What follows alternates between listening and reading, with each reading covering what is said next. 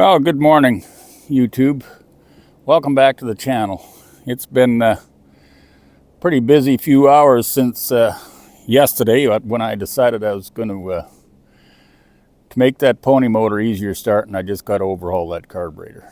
Well, that's where everything started going downhill.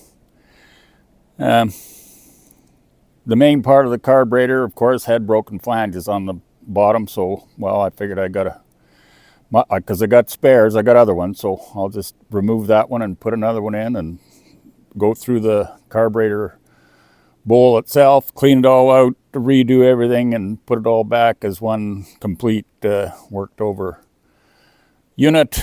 Well, lo and behold, if I didn't discover that the threads were pulled in the bowl of the carburetor. So how am I going to fix that? Well, I've recently discovered the usefulness of JB Weld. So I cleaned out those holes real easy, not real easy, but really good. And then I filled them full of JB Weld and let them cure up for a few hours. Then I ended up drilling them out with the proper size drill bit, and then threaded the JB Weld. Now that worked out pretty darn good. Actually got the carburetor on there together. Everything was good, but there was some problems with the other carburetor. Like it was plugged up. I had to open up the passage underneath and drill that lead plug out, and then put in I use small little, I don't know what the thread pitch is, but they're just short little 1/8 inch or 3/16 inch long threaded screws. Screwed that in there, sealed it up with a little bit of a gasket, and so it's all good. Then, yeah, I just had to put on I had to take the carburetor off. To do so, the easiest way was to tilt the dash back, pull the mag, get the carburetor back on, and then away we go. We managed to complete that video. But then my computer blew up during the editing. It never really blew up, but it quit working. It just started throwing out some beeping warning signs and flashing red light on the faceplate of it, and well, it died. So now all my work is locked up on there. I don't know how I'm gonna fix it. It's a 15-year-old computer. Don't think there's any use in fixing it, but I might be able to get somebody like the, what do you call them there, the Geek Squad. They might be able to pull the files off, like of the hard drive, just pull everything off, and I'll just have it stored on whatever it is available these days, stick, some sort of a huge stick thing. So, but meanwhile, now I gotta learn myself all over again on my laptop. So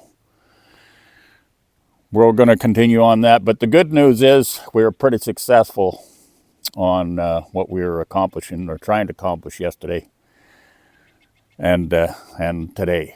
So let's get on it. We'll just go through with what all the files are and get something assembled and hopefully get it so it makes sense. One of the problems that I'm going to fix before we start turning this engine over again, trying to get the diesel to start, is I'm going to see what's going on with this bleeder here. We're going to lose our prime, obviously, but we can get her back. See, that needle looks really excellent. I took this out of the old 315 engine I got over there, because the original one here had a bent wheel.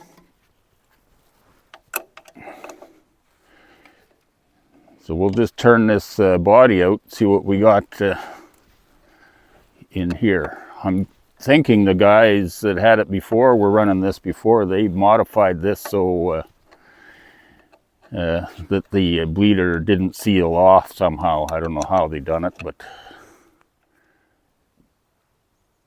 now I don't know if that hole is supposed to be there. I'm going to go and extract the one out of the 315. This needle valve here is the one that come out of the D3400 on the D2. And see, it's got a wobbly wheel, which doesn't hurt the performance of it at all. Oh, and actually the needle part of it is in good shape as well.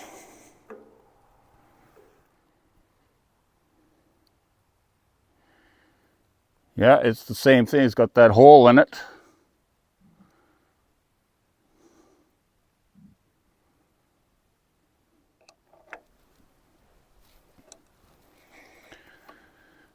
All right, hopefully that's gonna make it better. On to the next little detail. Another problem we had yesterday that we discovered is this starting clutch assembly here for the Bendix didn't stay engaged here. It does sort of go over, but obviously not enough. So I'm going to drain the oil and then we'll have to take this here lid off right here, I think, and then adjust the clutch mechanism in there.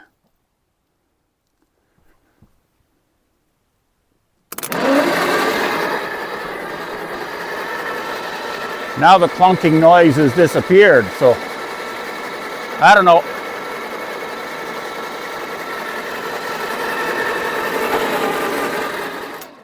The number 2 cylinder is up to 75 or just below, so they're both identical. So that's an improvement anyway. I'm sure it's caught on the camera. You can see all 4 plungers are going up and down. As I took a close look with my eye there as it was going around. I could see them all going up and down. While I'm at doing a few odds and sods here, looking around and improving this and that and the other thing, I found this little ball in my parts washing basin, amazingly. So I believe that belongs in here for the pressure relief for the oil cooler. So I'm wondering if I should just put it back in place. Maybe it'll improve the engine oil pressure, maybe not. But at any rate, that's where it belongs, so it should just go right back in there. So that's what we're going to do here before we go any further. Hopefully I won't lose that by the time I get things apart here. There's the spring. Okay, now we'll just drop this ball.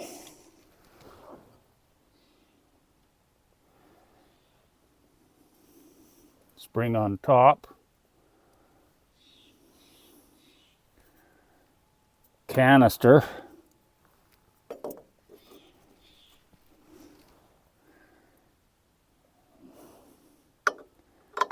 This hollow bolt.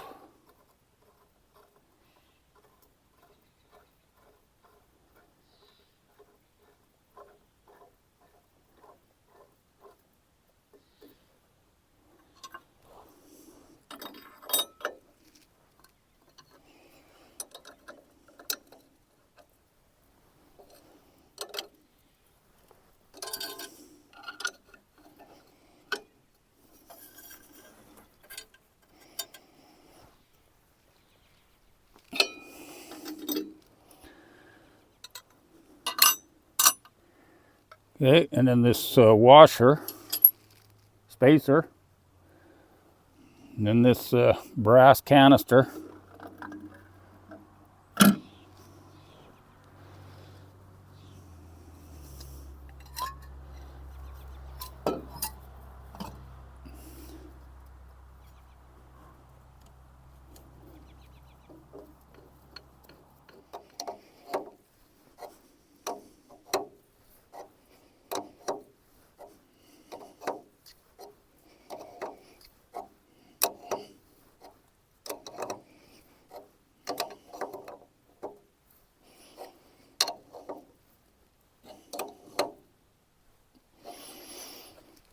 Okay, everything's back together with the bypass ball in. Moving on to another little project. There's no thermostat in this D3400, but I come across one of these in the tickle trunk, brand new, never been used. So I'm going to try to put that into that thermostat housing. This brass ring is at the top of the body there, the casting, and it kind of like doesn't really sit in there very good. And then plus the cone, the nose cone of that thermostat does not fit into the body or the throat of that casting. So we got like a major problem, but we've devised a plan. All I got to do is extract that ring out and put it underneath it. Now, as everybody knows, I don't have any fancy tools. There's a couple of notches underneath this ring to put some kind of a puller, but I don't have a inside puller like that here. I've got like external teeth that grab, but so what I've come up with is I'm going to throw this socket in there for a backup or a spacer, and this little comes off the tappet cover. It's one of the gaskets for or washers for the tappet cover. And then I've got my 1 1/8" wrench here, and with that gap and everything in there, I think that's going to just come out just nicely.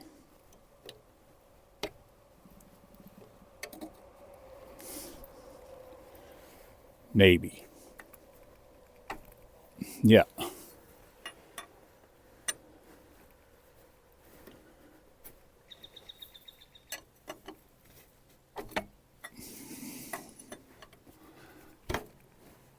There. So that ring's out of there. Pull our washer back out and our socket. Now, at one point in time, if you can see, there's a butchered, I think it's the remainder of the original style thermostat, and I don't know why that is still in there, because they probably couldn't get the ring out, and they just, by the look of it, they just drove a punch in there and just cut the thermostat out, because there was none in this body at all.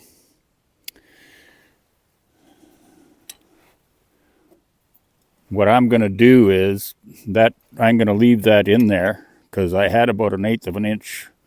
I could drive this ring down about 1/8 inch, so it come right in contact with that ring. I think that if I put the ring back in, it's going to trap that thermostat right in there. Now, it already has a weeping hole or a bleed hole, so it can always circulate. So we're just going to try that out. We'll put that in there just like that. Tap it in gently.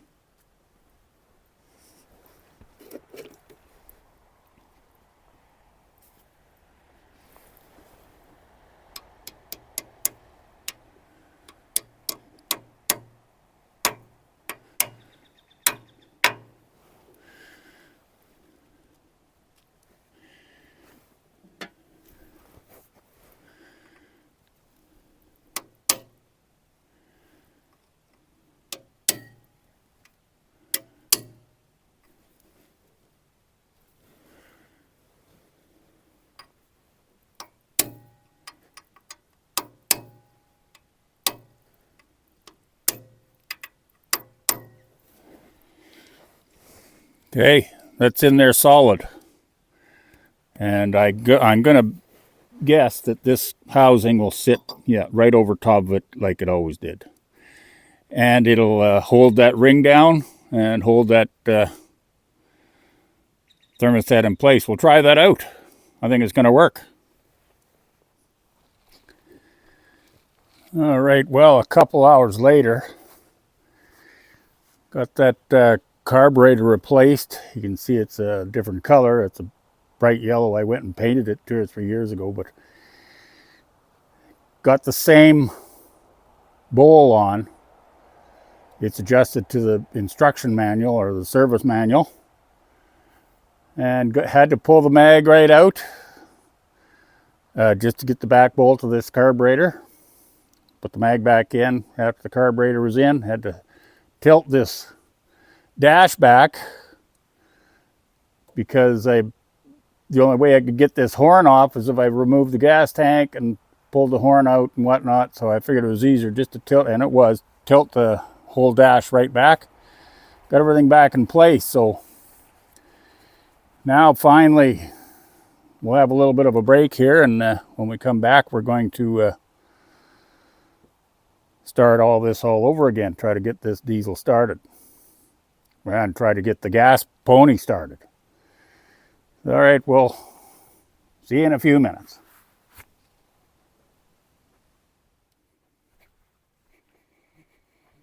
All right, well, we've done a lot of adjustments here and there, fix this, fix that, water leaks, carburetor replaced, so on and so forth. And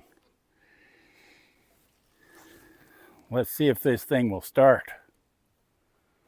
What a finicky thing.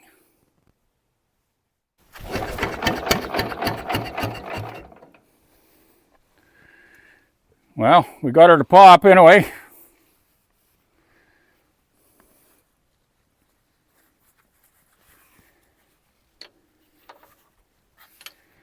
Just don't know what to do for adjustments. Just a big experimentation and a workout, I think. Put her at full throttle, half a choke.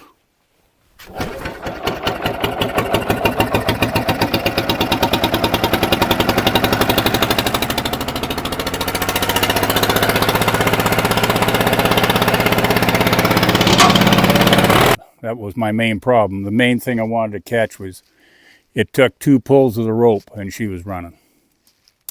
Gotta like that. Really not too excited about the diesel. There is a way, and I knew that there was a lot of problems with the diesel. You know, there's no compression, the head's bad, injectors aren't injecting, and so on and so forth.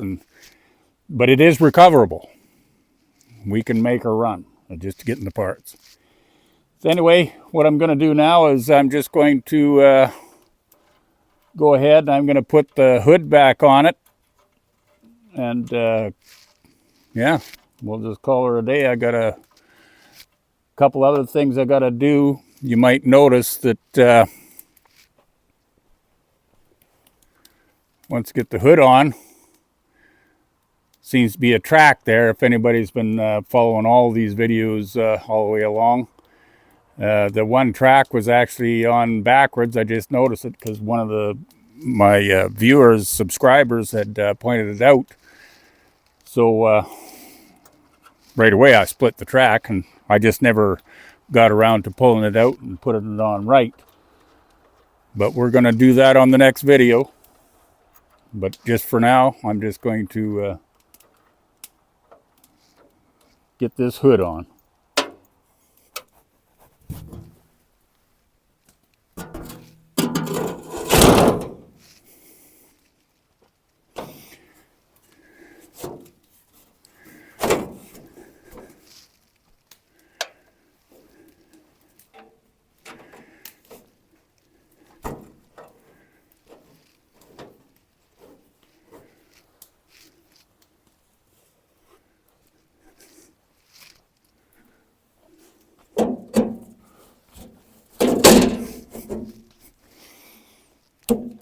Well, right away I can see I'm going to have to undo the clamp here and adjust the distance there.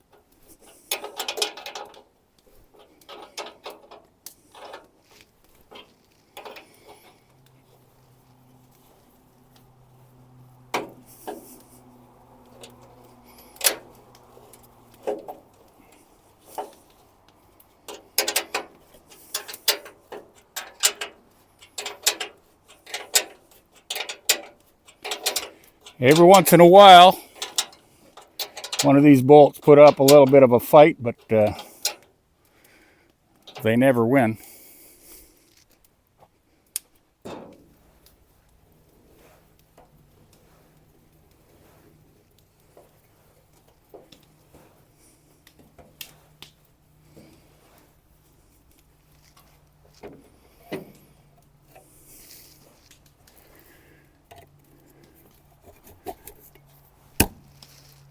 Still need to replace the, don't really need to replace the stack, but I got to put a storm cap on. All my old tractors got a storm cap on. I got to find the right radiator cap. And I still got to find the tube here that connects the crankcase breather to the top of the carburetor here for this. Just a few things going on, but yeah. She's looking pretty skookum. Oh yeah, I keep forgetting I got to put the track on. Another heavy lift.